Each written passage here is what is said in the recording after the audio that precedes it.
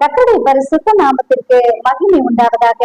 இந்த நாளிலே ஆண்டவராகிய கர்த்தர் நமக்கு கொடுக்கிறதான வசனம் ரோமர் 11 29 தேவனுடைய கிருபை வரங்களும் அவர்களை அழைத்த அழைப்பும் மாறாதவைகளே.